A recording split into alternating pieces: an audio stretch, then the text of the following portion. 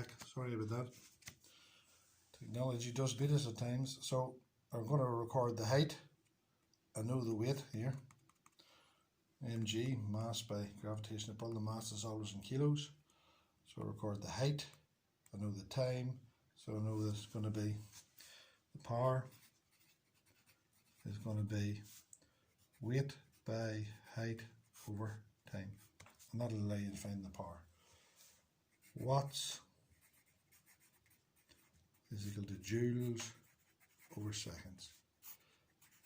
Remember, all energy is measured in joules. So this is potential energy, so it's measured in joules.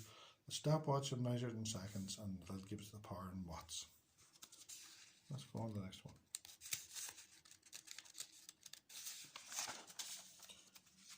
Here we have, again, radioactive substances. False teeth are giving trouble this morning. Radioactive substances emit alpha, beta and gamma radiations. In the table, describe the nature of these radiations. So it's a particle like a helium nucleus.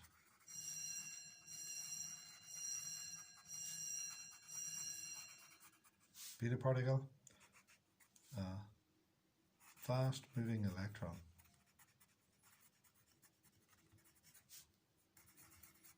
And finally, pure electromagnetic radiation.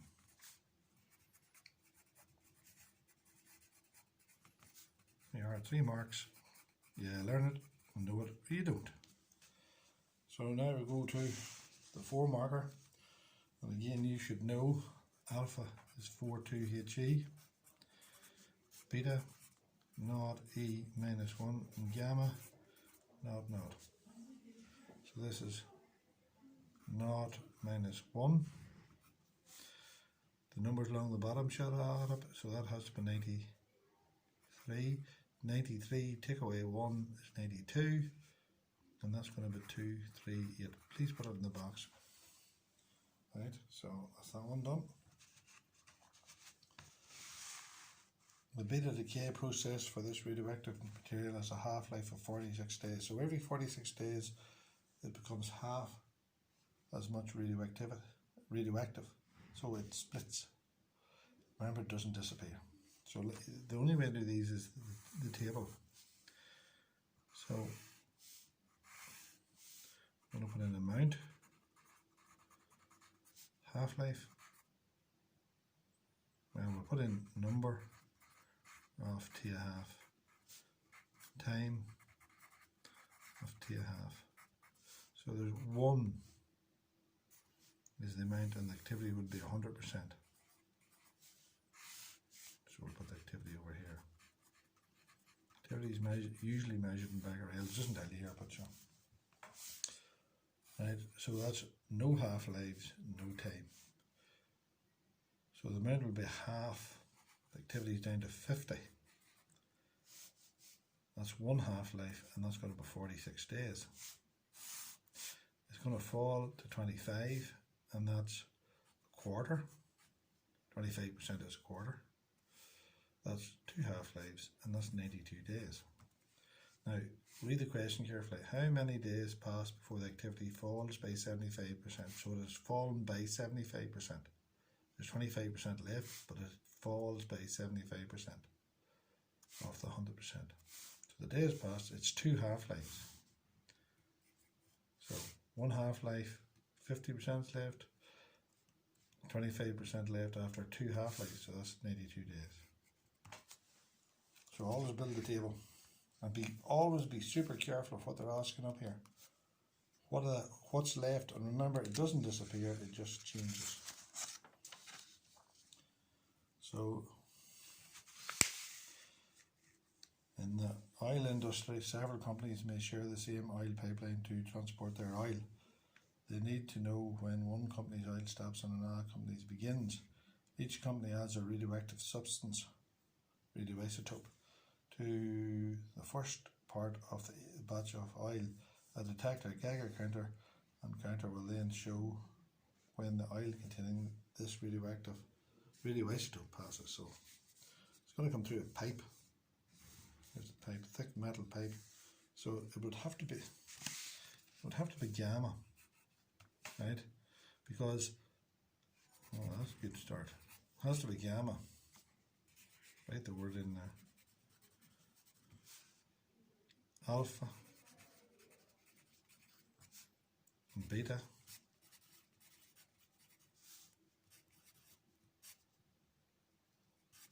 are absorbed by metal pipe. So that's more or less, that's your 2 marks. There's 1 mark. And then, so use gamma. Not absorbed. Now again, you put the sentence together. You have to practice that. Even if you only practice in your head. Question number 8. So, a large steel beam weighs 20,000 newtons. The crane is used to raise this large steel beam into a vertical position, pivoting about one end, so it's going to pivot about there. The length of the beam is 5 meters, so from there to there is 5 meters. Right?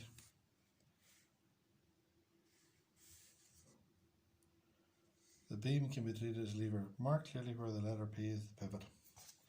There's the letter P there. See? P, pivot. Right? On the diagram above, draw an arrow to show where and in what direction the weight of the beam acts. Well, we assume that this beam is uniform. So there's the weight. There's the beam is uniform width. So it's a uniform beam, so the centre of gravity acts in the middle. So that means the weight's there, so that's 20,000 newtons. Fair enough. By applying the principle of moments, calculate the size of the upward force. So what is that force there going to be? Well, let's have a look. There's the beam. There's the pivot. The weight's going to make it go anti-clockwise. And the force F is going to make it go clockwise. Right? So 4 marks here. So we're going to take moments about the P, and we're going to say that the anti-clockwise moment is equal to the clockwise moment. Right? Now the anti-clockwise moment, to back up the diagram, it's a uniform beam. Always be careful. That's 2.5 to there. Yes? 2.5 meters. And that's a meter, so that's 1.5 to there. Be careful of the distances. It's the force by the perpendicular distance from the pivot. Force by the perpendicular distance from the pivot. Right, let's do the sum. So the clockwise will be force by perpendicular distance is equal to force by perpendicular distance.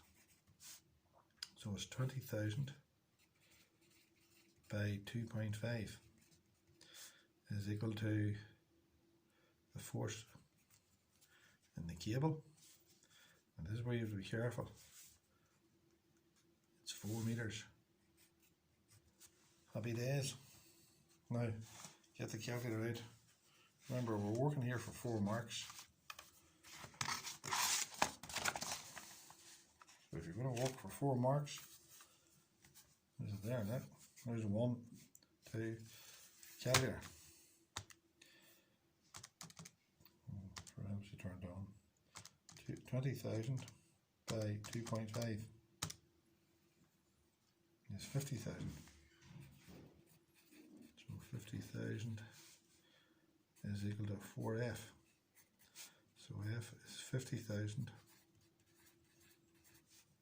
over 4. Answer divided by 4. 1,250 newtons is equal to F. So after this you'll be able to type crane. It'll be exciting. So with that question done, 4 marks. Let's see. 1, 2, 3, 4. Happy days. Watch the distances. The Slippy examiner always tries to beat you with the distances. Patricia wants to calculate the power she develops when running up a flight of steps. The data below gives a set of results recorded by our classmates. So her weight 700 newtons, she's got a mass of 70 kilos. The height of 1 step is 15 centimeters, standard height. Number of steps 20 and the time taken. Use the information in the data, so you have to use up here. You calculate the work done in running up 20 steps. So work done is the same as change in potential energy, it's the same thing. Or it could also be work done is equal to force by distance. And her force is 700 newtons by the distance. Now you be careful, it's 20 steps by 0.15. Right? So try to do that and see what it comes out at. 20 by 0.15. That's 3 meters. Would that be the height of a set of stairs? Would. So it's 700 by 3 by 700 is 2,100 joules. Joules, newtons, meters. Go to the answer. So I'm going to mark for that. 2,100,1, 2, there's the trick, distance, and then the answer. Right, so let's work out Patricia's power. Power, I'll write it down. Power equals energy over time, there's a mark for it. Watt is the unit of power, correct. Power, watts, joules, seconds. So she does 2,100 and she does it in 5 seconds. Calculator again, 2,500 divided by 5 seconds. 500, oh, hang on a minute. Put it in wrong, see, that's you get the Mars bar's fingers. 2,100 divided by 5 is 420 watts. Try it again just to make sure I got that right. There's the energy. And there's the time. That's right. 2,100 divided by 5. 420. 420 watts. 3 marks got for that one. Right, so in 1910, an historic experiment was carried out. The experiment was designed to find out about the structure of the atom. Experiment alpha particles were directed at a very thin metal file. So this is the famous Rutherford experiment. And the metal file was gold, and the reason it was gold, you could batter the crap out of it and make it very fine, nearly monoatomic. And then he fired the alpha particles. And the strange thing is that these positive alpha particles, some of them passed straight on through. You don't see anything there really passing straight on through. But some were deviated more than others, right? And some actually, 1 in 8,000, were turned back along its own path. So it really was to prove that the nucleus of an atom was positively charged, and there was electrostatic repulsion between the alpha particle and the positively charged nucleus. So that's the gist of it. Describe and explain the observations that were made and how each one provides information on the charge, the size, and the mass of the nucleus of the atom. Now let's see. Describe and explain the observations that were made and how each one provides information on the charge. Like charges repel, positive charge of alpha, this must be a positive charge of the nucleus. The size, these are small particles. These must also be small particles because most of them just went through undeflected. And the mass of the nucleus. The mass of the nucleus must be much bigger than the alpha particle because the nucleus wasn't dislodged, but the alpha particle was put on its own path. So this nucleus must be much bigger than the mass of the alpha particle. So 6 marks, capital letters, full stops. I've told you the stuff, I'm not writing it out.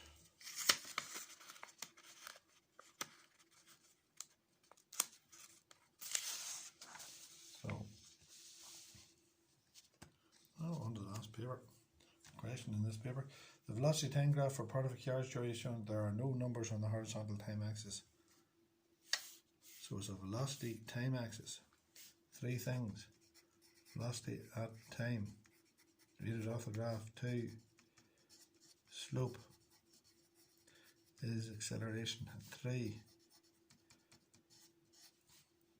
displacement is area enclosed.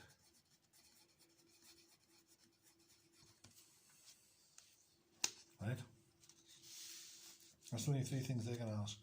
The car travelled the distance, well, they're wrong, it's a displacement of 2700 metres during the part of the journey. What's the time interval? So it's area enclosed. There's the triangle, we know that's T. Now careful, they've done the, remember I always tell you read off with a ruler, they've done that for you, tell you it's 30 and tells you the area is 2700. So I know that half by the base by the perpendicular height is equal to the area. So I know that a half of T times 30 is 2700. See that? Half the base by the perpendicular height is the area.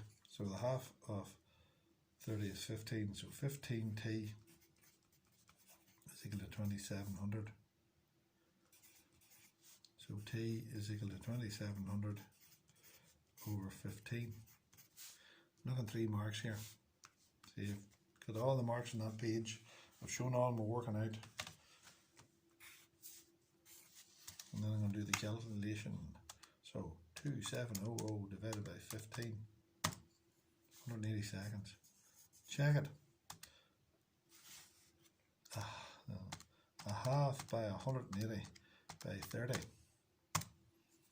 2700, 2700. Yes. Full marks. And that's that paper done. Now again, you go through that. Where you're making the mistakes, let's see can you correct that. Little tip, I'll see you shortly. Bye.